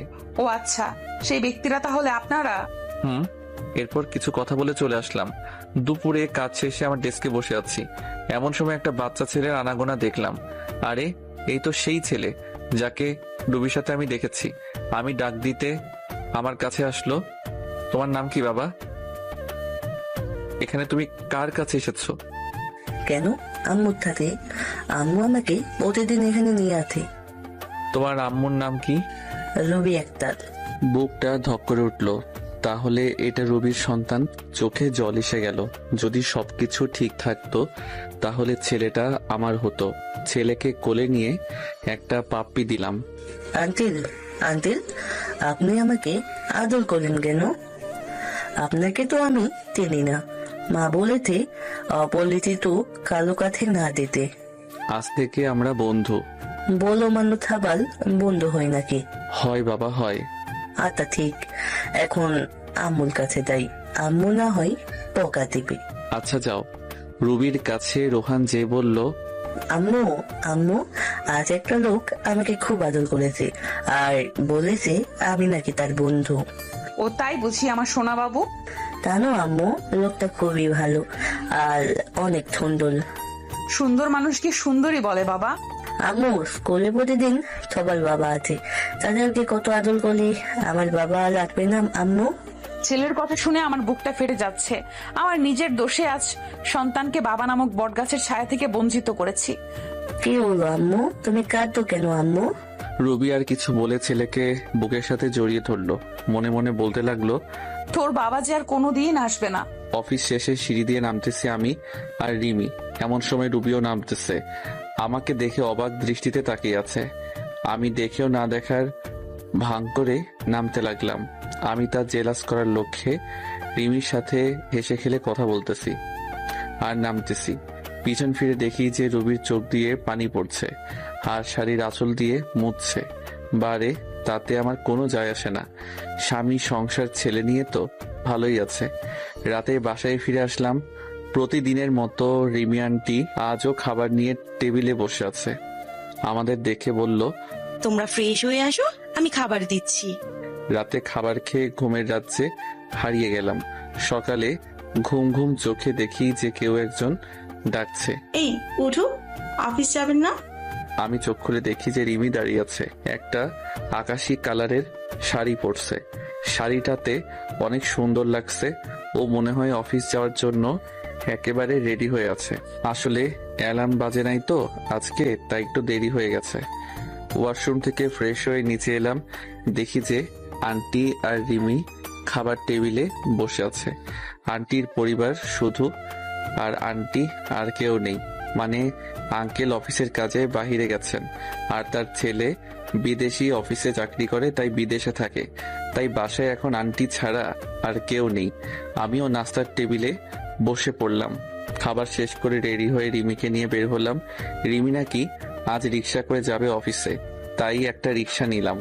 রাস্তায় দেখলাম রবি গাড়ি করে অফিসে যাইতেছে। রেড সিগন্যালে গাড়িগুলো আটকে পড়ছে। আমাদের রিক্সা নিয়ে ওর গাড়ির সাথে দাঁড়ালাম। আমার সাথে রিমিকে দেখে মুখটা মলিন হয়ে যায়। শাড়ির আঁচল দিয়ে যে বারবার চোখ মুছছে তা আমার দৃষ্টি এড়ায়নি। রিমিকে নিয়ে সোজা অফিসে চলে আসলাম। অফিসে এসে দেখলাম রবি আমার কেবিনের সামনে দাঁড়িয়ে আছে। তাই আমি রিমির সাথে হেসে হেসে কথা বলা শুরু করে দিলাম। আমিও ভাবতেছি একটু ঝাল না দিলে কি আর হয়। আমি সোজা রিমির গা ঘেঁষে বসে পড়ি আর হেসে হেসে কথা বলা শুরু করি। কথা বলছি আর রুবির দিকে তাকিয়ে দেখি একেবারে তেলে বেগুনে ফুলে উঠছে। ও রাগ করলে আমার কি? রাগ সামলাতে না পেরে বলল, এটা অফিস, কোন রোম্যান্সের জায়গা নয়। রিমি দেখো না অফিসার ম্যাডাম কি বলে। আরিফ, তুমিও না? এ কথা বলে রুবিও চলে গেল। আমি ভেবে পাচ্ছি না রুবি আমায় দেখে ওরকম ব্যবহার করছে কেন। তার তো স্বামী আছে। আমিও একটু মজা দেখতে রুবির পিছে পিছে রুবি কেবিনের সামনে যেতেই শুনতে পেলাম, আম্মু, আম্মু, আগামীকাল স্কুলের স্যারেরা বলেছে আম্মু আব্বুকে নিয়ে যেতে। তুমি তো প্রতিবারই বলো আব্বুকে নিয়ে দাও না। রুবির ছেলের এরকম কথা শুনে আমার জানার জন্য আগ্রহ হচ্ছে। রুবির ছেলে বলল তার বাবাকে স্কুলে নিয়ে যায় না। রুবির স্বামী কোথায়? কে বা রুবির স্বামী? না, আর ভাবতে পারছি না। আমাকে একটু খবর নিতে হবে। তারপর ওখান থেকে চলে আসলাম। ছেলের কথা শুনে রুবি অনেকটা কষ্ট পেল। তখনই তার মনে পড়ল, আরিফের তো বউ আছে। আমার ছেলেটাকে এখন বাবার পরিচয় দিলে সে মেনে নিবে না। না না, আমার ছেলেকে আমি দিব না। তার এই নিষ্পাপ মনে আমি কষ্টের দাগ লাগাতে দিব না। আমার ছেলে যদি জানতে পারে তার বাবার আরেকটা বউ আছে, খুব কষ্ট পাবে। আমি আমার ছেলেকে আঁকড়ে ধরে জীবন কাটিয়ে দিতে চাই। আরিফ আমাকে ক্ষমা করবে কিনা জানি না। আমার ভুলের জন্য বিধাতা প্রতিনিয়ত আমাকে কষ্ট দিতেছে। সারা জীবন আরিফের জন্য দোয়া করব, ও যাতে ভালো থাকে। এই বলে ছেলেকে বুকে নিয়ে নিঃশব্দে কাঁদতে লাগলো। আমি আমার কাজ করে চলছি। দুপুরে লাঞ্চ টাইমে সবাই ক্যান্টিনে খাওয়ার প্রস্তুতি নিচ্ছে। আমি যে রিমির সাথে বসলাম। আমরা তো কোনো টিফিন নিয়ে যাইনি, তাই বিরিয়ানি কিনতে গেলাম। তারপর বিরিয়ানি নিয়ে এসে বসলাম। আমার বিপরীত টেবিলে রুবি বসছে। আমার দিকে বারবার আর চোখে তাকাচ্ছে। রিমি আর আমি খাচ্ছি। হঠাৎ করে রিমির মুখে আমি লোকমা তুলে দিলাম। রুবির চোখ এড়ায়নি। রুবি সহ্য করতে না পেরে এখান থেকে উঠে গেল। এমন কেন করলো? রুবি চলে গেল কেন?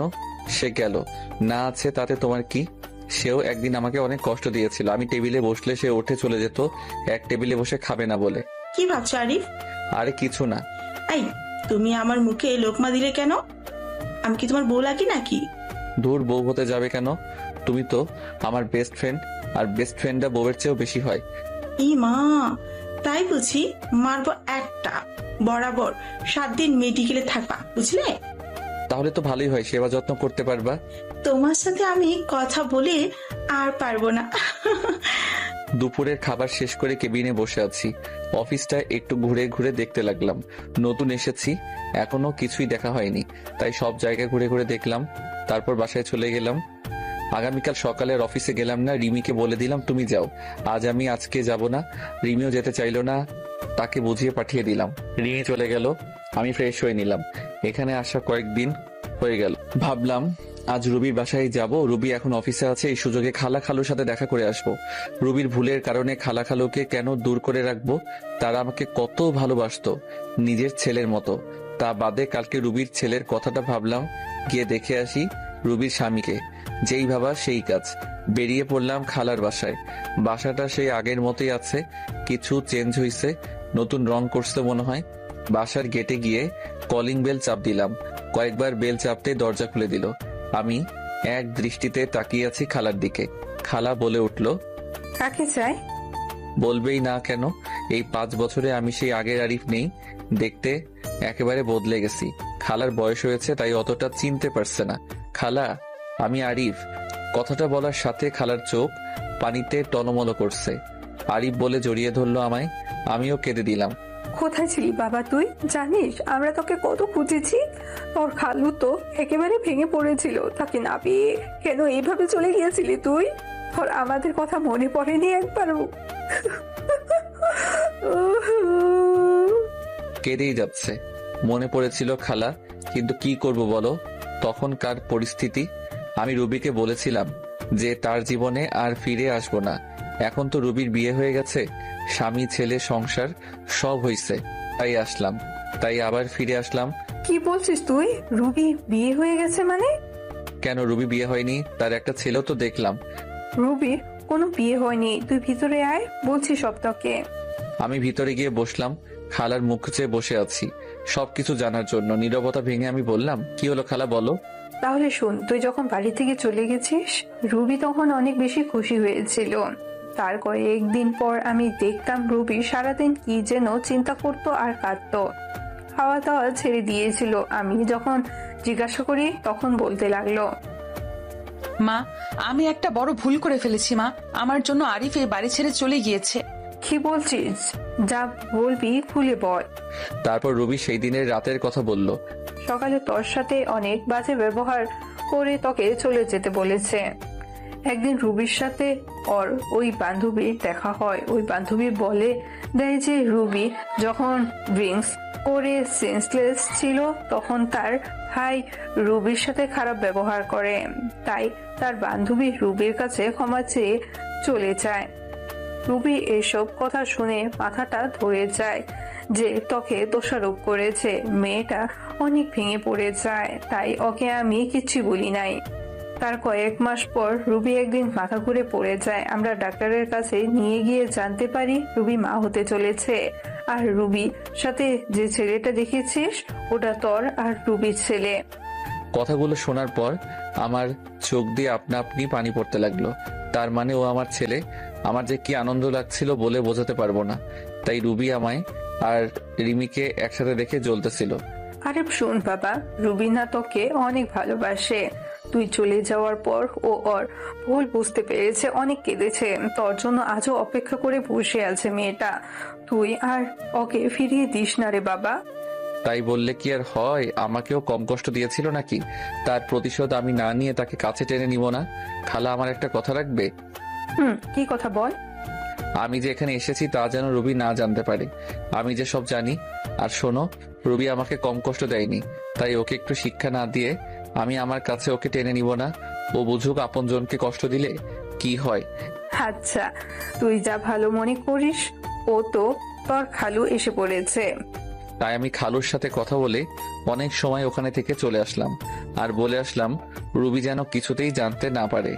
রাস্তা দিয়ে যাচ্ছিলাম, কিছুক্ষণ যাওয়ার পর চোখ পড়ল একটা স্কুলের গেটে। দেখি যে আমার ছেলেটা ব্যাগ ঘাড়ি নিয়ে দাঁড়িয়ে আছে। কাছে যে জিজ্ঞেস করলাম, কি হলো বাবা, এখানে মন খারাপ করে দাঁড়িয়ে আছো কেন? জানো আঙ্কেল, আমার আব্বু নেই। আজ স্কুলে সবাই আব্বু আম্মু দেখেছে। আম্মু এসে শুধু ছেলের সাথে কথা বলে গেছে। আমি রাগ করে এখানে দাঁড়িয়ে আছি। ছেলের কথা শুনে বুকের বাঁ পাশে চিনচিন ব্যথা শুরু হয়ে গেল। মনে মনে বলতেছি আমি তোর বাবাই, শুধু পরিস্থিতির কারণে আজ তোর কাছ থেকে দূরে। ছেলেকে আদর করে দারোয়ানকে বলে স্কুলের গেটের ভিতরে ঢুকিয়ে দিয়ে আসলাম। মনে মনে ভাবতেছি রুবি না হয় নিষ্ঠুর, তাই বলে আমিও নিষ্ঠুর হব? নিজের ছেলের পরিচয় আমার কাছ থেকে গোপন রাখলো। নিজের ছেলের কাছে আমি আজ পিতৃ পরিচয় গোপন রাখলাম। খুব কষ্ট হচ্ছে। মা, আজকে ওই আঙ্কেল আমার স্কুলে এসেছিল, আমাকে অনেক আদর করেছে। এইরকম যদি আমার বাবাই হতো খুব ভালো হতো না মা? রোহান, তোমাকে না বলেছি অপরিচিত কোনো লোকের কাছে না যেতে? আর কোন আঙ্কেল আমাকে একটু কালকে দেখিয়ে দিও তো। আচ্ছা ঠিক আছে মা। রুবি তার ছেলেকে নিয়ে বাসায় চলে গেল। আমার কথা মতো খালা খালো কেউ বলে নাই যে আমি এখানে এসেছিলাম। পরদিন অফিসে গিয়ে কেবিনে কাজ করতেছি, এমন সময় পিয়ন এসে বলল, রুবি ম্যাডাম আপনাকে ডেকেছে। আমি দেরি না করে চলে গেলাম। আরিফ খান, আপনি কাল অফিসে এলেন না? কতগুলো কাজ ছিল, এভাবে কাজ না করলে প্রজেক্টটা শেষ করবেন কিভাবে? আসলে ম্যাডাম ভুলে গিয়েছিলাম একটু। রাখেন আপনার ভুলে যাওয়া। এত বড় প্রজেক্টের কাজ কোন ভদ্রলোকে যে আপনাকে দিয়েছে আমি তা ভেবে পাচ্ছি না। আর ভুলে তো যাবেনি, সুন্দরী বউকে নিয়ে অফিসে নষ্টি ফুষ্টি করলেই তো সবাই ভুলে যায়। Sorry madam. এমন সময় রোহান এসে বলল, মা, এই আঙ্কেল আমার খুব আদর করে, তুমি কি এনার কথাই বলেছিলাম? রুবি জিজ্ঞাসা সূচক দৃষ্টিতে আমার দিকে তাকালো। আমি তার মুখে একটু খুশির ছাপ দেখতে পাচ্ছি। তারপর আবার কঠোর রূপ ধারণ করলো। আমার দিকে তাকিয়ে কথাটা বলল, তোমাকে না বারণ করেছে অপরিচিত ফালতু লোকের কাছে না যেতে? মা, আঙ্কেল খুব ভালো, তুমি ফালতু বলছো কেন? চুপ, একদম চুপ। বেশি পাকনা হয়ে গেছো না? আর এই যে মিস্টার আরিফ, আপনি আমার ছেলের সাথে আর মিশবেন না, এই বলে দিলাম। মুহূর্তের মধ্যে মনটা খারাপ হয়ে গেল। ফালতু কি আমি নাকি তুমি নিজেই? রুবি, খুব বলতে ইচ্ছা করছে। রুবি, কি দেখছো তুমি আমার মাঝে ফালতুর মতো কার্যকলাপ? বলতে গিয়ে আর বললাম না। কেবিন থেকে এক বুক হতাশা নিয়ে বেরিয়ে আসলাম। মা হয়ে কেমনে নিজের ছেলেকে তার বাবার সাথে মিশতে দেয় না, খুব কষ্ট লাগছে। আচ্ছা, আমিও তোমাকে বুঝিয়ে দিব রুবি কষ্টের উপলব্ধিটা কেমন। অফিস শেষে রিমিকে বললাম আমার সাথে ঘুরতে যাবে নাকি। রিমিও রাজি হয়ে গেল। আমি আর রিমি একটা পার্কে বসে আছি। আমার মনটা খারাপ দেখে রিমি জিজ্ঞেস করলো, মন খারাপ কেন আরিফ? কই কিছু না তো, এমনি। আচ্ছা, একটা কথা বলো তো আরিফ। কি? রুবি ম্যাডাম কিছুদিন থেকে তোমাকে চোখে চোখে রাখছে। আমার সাথে হেসে হেসে কথা বলে প্রচুর রাগ হয়। সেদিন আমাকে জিজ্ঞেস করলো, তোমাদের আচরণ দেখে মনে হলো স্বামী স্ত্রী, কতদিন হয়েছে তোমাদের বিয়ে হওয়ার? আরো অনেক কথা বলেছে। আচ্ছা, তোমার সাথে রুবি ম্যাডামের কোনো সম্পর্ক আছে নাকি? আমি দীর্ঘশ্বাস ফেলে জবাব দিলাম, থাক না ওসব কথা। বলো না আরিফ। আমি তোমাকে আমার স্ত্রীর কথা বলেছিলাম না? রুবি সেই আমার স্ত্রী। কথাটা বলতেই রিমি অবাক হয়ে গেল। এই হচ্ছে তোমার বউ? আমি রুবিকে সব কিছু বলবো। ও তোমাকে মেনে নিবে। কিছু বলতে হবে না তোমাকে, যা করার আমি করব। তারপর রিমিকে বললাম, তুমি শুধু অফিসে আমার সাথে প্রেমের অভিনয় করবা, এতটুকু। অনেকক্ষণ নীরব থেকে রিমি মাথা নেড়ে হ্যাঁ জবাব দিল। রাতে দুজনে একসাথে বাসায় ফিরে আসলাম। খাওয়া দাওয়া শেষ করে বিছানায় শুয়ে পড়লাম। কি করব কিছুই বুঝতে পারছি না। ভাবতে ভাবতে ঘুমিয়ে পড়লাম। সকালে ঘুম ভাঙলো অ্যালার্মের শব্দে। তারপর রিমি ফুপু নাস্তা দিল, খেয়ে অফিসের উদ্দেশ্যে বেরিয়ে গেলাম। অফিসে পৌঁছে রিমিকে বললাম, তুমি ভিতরে যাও, আমি একটু পাশের দোকান থেকে আসছি। কিছু সময় পর অফিসে ঢুকলাম। গিয়ে দেখি রিমি আর রুবি বসে বসে কাজ করছে। এই জানো কি করছো ওখানে? তুমি এখানে কেন? চলো আমার কেবিনে চলো। রুবির দিকে তাকিয়ে দেখি রাগে লাল হয়ে গেছে। মনে হচ্ছে এখনই চিবিয়ে খেয়ে ফেলবে। ও বাবু, দেখছো না কাজ করছি, পরে যাব। হ্যাঁ, এত বড় লোকটাকে বাবু বলছে। বিড়বিড় করে বলল, আচ্ছা জানো আমি এখন যাই। মা একটা ফ্লাইং কিস ছুঁড়ে মারলাম। ভালো লাগছিল না, তাই অফিসের ছাদে গেলাম। গিয়ে দেখি আমার ছেলে একটা বল নিয়ে খেলছে। আমাকে দেখা মাত্রই আমার কাছে আসলো।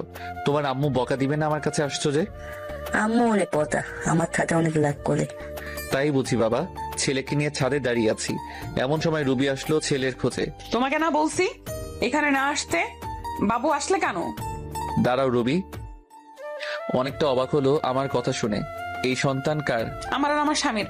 কেন, আপনার কি হয়েছে? তা তোমার স্বামীটাকে জানতে পারি? আপনাকে না জানলেও চলবে। আপনি কে হন যে আপনাকে বলবো?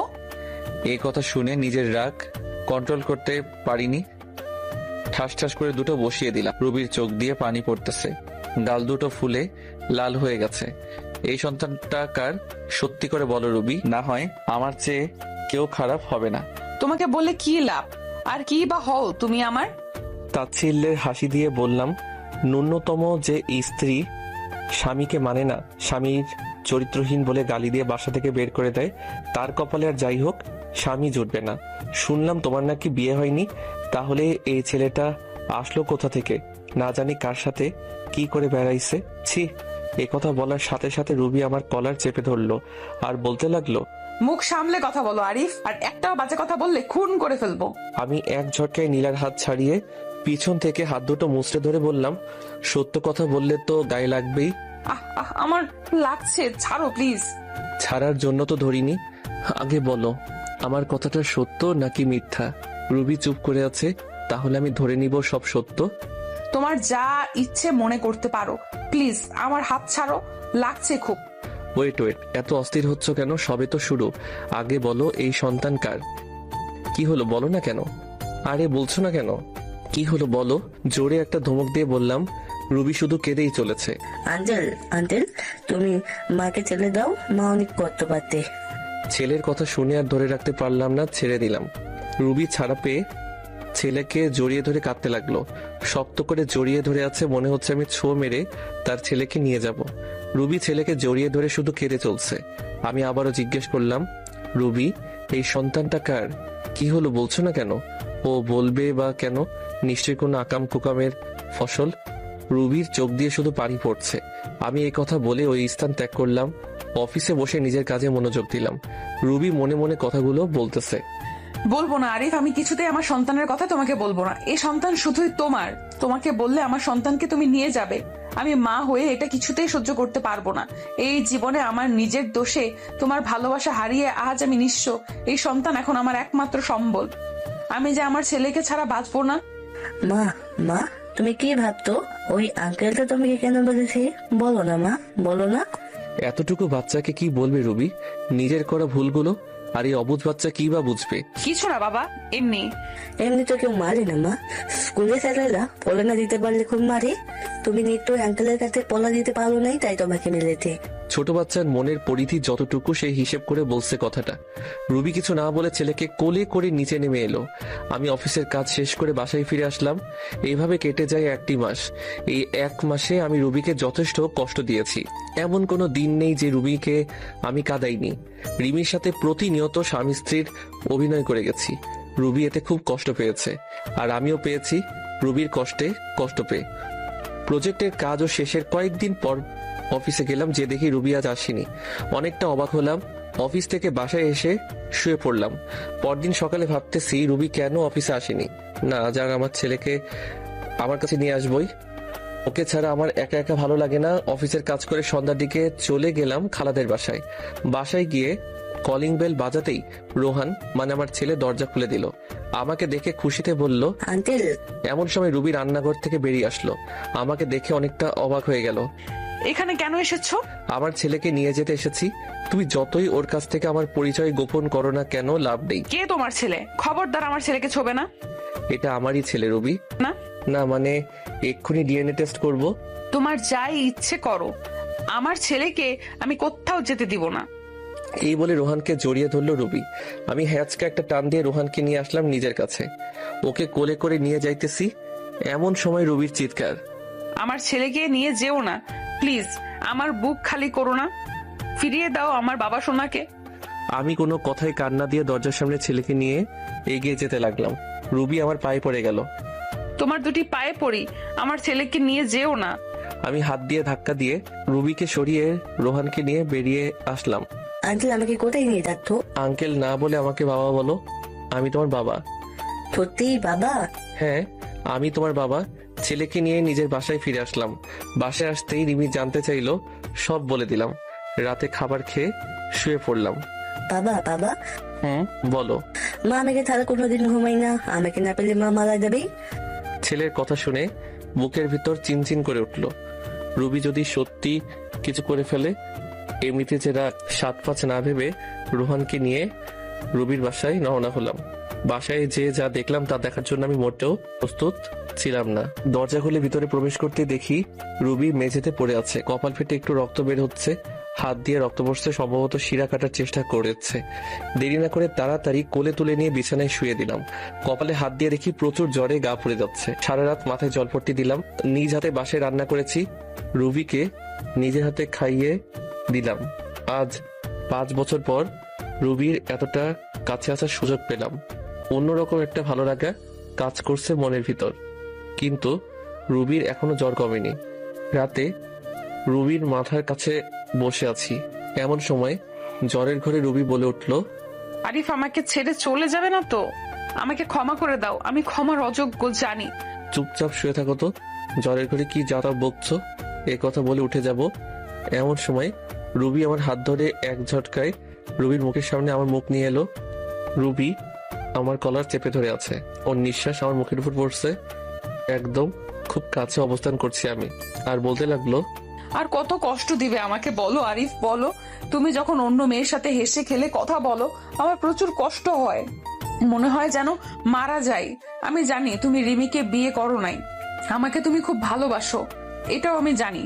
তোমার জীবনে অন্য কাউকে আপন করে নেওয়ার আগে নিজ হাতে আমাকে মেরে ফেলো। আমি এই জীবন আর রাখতে চাই না। কষ্ট তোমার থেকে আমি বেশি পাচ্ছি। তোমার জীবনে নতুন কেউ আসলে আমি সহ্য করতে পারবো না। বিশ্বাস করো, এতদিন তোমাকে ছেড়ে থাকতে অনেক কষ্ট হয়েছে। আমি যখন আমার ভুল বুঝতে পেরেছি, সেদিন থেকে আমি তিলে তিলে শেষ হয়ে যাচ্ছি। 5 বছর প্রতিদিন আমি তোমার পথ চেয়ে বসে থাকতাম তুমি আসবে বলে, কিন্তু দেখো তুমি আসতে 5টি বছর লেগে গেল। আর যখন এলে তখন রিমিকে নিয়ে এলে। আমি ভেবেছিলাম তুমি বিয়ে করেছো, রিমি তোমার বউ। জানো, ওই দিন আমি আত্মহত্যা করতে গিয়েছিলাম, শুধুমাত্র আমার ছেলের কথা ভেবে, আর করি নাই। আমাকে শক্ত করে নিজের বুকের সাথে জড়িয়ে আছে। আমি আর ছাড়াতে পারলাম না। হয়তো জ্বরের ঘরে এসব বলতেছে। এসব ভাবতে ভাবতে কখন যে ঘুমিয়ে গেছি সেটাই টেরই পেলাম না। সকালে ঘুম ভেঙে দেখি যে রুবি আগের মতো আমাকে জড়িয়ে শুয়ে আছে। রুবির থেকে নিজেকে ছাড়িয়ে ওর কপালে হাত দিয়ে দেখি এখন আর জ্বর নেই। একটা স্বস্তির নিঃশ্বাস ফেললাম। রুবিকে না ডেকে ফ্রেশ হয়ে অফিস চলে গেলাম। আসলে খালা খালু কেউ নেই বাড়িতে, তারা নাকি গ্রামের বাড়িতে গেছে। সন্ধ্যায় রুবির বাসায় আসলাম। রুবির কোনো কথাবার্তা নেই, চুপচাপ আমাকে খাবার বেড়ে দিচ্ছে। আমি খেয়ে দে ছেলেকে আদর করে চলে আসবো, এমন সময় রুবির ডাক। আরিফ। বলো রুবি। তোমার কাছে একটা জিনিস চাইবো, দিবে? ধরে নাও আমার জীবনের এটাই শেষ ইচ্ছা। মনের ভিতর উলট পালট হয়ে গেছে কথাটা শোনার পর থেকে। মাথা চাপা কণ্ঠে জবাব দিলাম, কি জিনিস? একটা রাত, শুধু একটা রাত তোমার কাছে স্বামীর অধিকারটুকু চাই। জীবনের কিচ্ছু চাইবো না, শুধু একটা রাত চাই। কি বলছো এসব? তোমার মাথা ঠিক আছে তো? প্লিজ না করো না, আমার এই অপূর্ণ ইচ্ছেটা পূরণ করো। এই বলে রুবি আমার দিকে এগিয়ে আসলো। আমার পায়ের উপর পা দিয়ে আমাকে জড়িয়ে ধরে ঠোঁট ঠোঁটে ঠোঁট মিশিয়ে দিল। আমিও নিজেকে আর কন্ট্রোল করতে পারলাম না। সারা রাত রুবি নিজেকে আমার কাছে বিলিয়ে দিয়েছে। আমি তাকে ভালোবাসা দিয়ে ভরিয়ে দেই। সকালবেলা ঘুম থেকে উঠে দেখি রুবি নেই। কিন্তু রুবি নেই, আমার ছেলেটা পাশের রুমে দেখলাম। বাসায় তন্ন তন্ন করে খুঁজলাম, কিন্তু কোথাও নেই। গেলটা কই? আমার মনে হচ্ছে রুবিকে আমি হারিয়ে ফেলেছি। আমার নিঃশ্বাস বন্ধ হয়ে আসছে, মনে হচ্ছে দম বন্ধ হয়ে এক্ষুনি মারা যাব। রুবিকে খুঁজতে খুঁজতে টেবিলের দিকে চোখ পড়ল। দেখলাম একটা চিঠি। চিঠিটা খুলে পড়তে লাগলাম। আরিফ, তুমি যখন এই চিঠিটা পাবে, হয়তো আমি তোমার থেকে অনেক দূরে চলে যাব। আমি জানি তুমি আমাকে হয়তো কখনো ক্ষমা করতে পারবে না। তোমার উপর আমি যে দুর্ব্যবহার করেছি তা হয়তো ক্ষমার অযোগ্য। আমি রাতে তোমার কাছে স্ত্রীর অধিকার চেয়েছিলাম, তা তুমি দিয়েছো। তাতেই আমি অনেক খুশি। চলে যাচ্ছি তোমার জীবন থেকে, আর আসবো না। কোথায় যাচ্ছি তা আমি নিজেও জানি না। আর হ্যাঁ, তোমার ছেলেকে তোমার কাছে রেখে গেলাম। ওকে তুমি নিজের মতো করে বড় করো, আর রিমিকে বিয়ে করে নিও। ভালো থেকো। চিঠিটা পড়ে আমার দু চোখ দিয়ে পানি পড়েই যাচ্ছে। মনে হচ্ছে আমার ভিতর থেকে কেউ কলিজা টেনে বের করে নিচ্ছে। আর দেরি না করে বেরিয়ে পড়লাম। যাওয়ার সময় দেখি খালা খালু চলে এসেছে। আমার দিকে তাকিয়ে বলল, কি হয়েছে? আমি শুধু বললাম, রোহানকে দেখে রেখো বলে বেরিয়ে গেলাম রাস্তায়। গোটা রাস্তা পাগলের মতো এপাশ ওপাশ খুঁজতে লাগলাম। প্রায় অনেক জায়গায় খোঁজা শেষ, এবার আশা ছেড়ে দিয়েছি। হাঁপিয়ে রাস্তায় বসে পড়লাম। কিছু সময় নিচে বসে থাকার পর সামনে চোখে পড়লো বাস স্টেশনের বেঞ্চের মেয়েটির দিকে। কি রুবির মতো? আমি ভুল দেখছি না তো? চোখ ডলে দেখলাম না, সত্যি রুবি বসে আছে, নিচের দিকে তাকিয়ে কান্না করছে। বাস এত সকালে ছাড়ে নাই, তাই মনে হয় বাসের অপেক্ষায় বসে আছে। আমি আর দেরি না করে দৌড়ে চলে গেলাম রুবির কাছে। গিয়ে বললাম, রুবি। আমার দিকে চেয়ে আবার মাথা নিচু করে আছে। রুবি, তুমি এইভাবে চলে আসলে কেন? কি হলো? কথা কানে যাচ্ছে না? বলো। মাথাটা খারাপ হয়ে গেল। বেঞ্চের থেকে টেনে দাঁড় করিয়ে দিলাম এক থাপ্পড়। গালে হাত, আমার দিকে চলো চলো চোখে তাকিয়ে কেড়েই যাচ্ছে। আমার আর তার কান্না সহ্য হলো না। টান দিয়ে বুকের সাথে মিশিয়ে নিলাম। কি ভেবেছো নিজেকে? যখন তখন আমাকে কষ্ট না দিয়ে তোমার ভালো লাগে না, তাই না?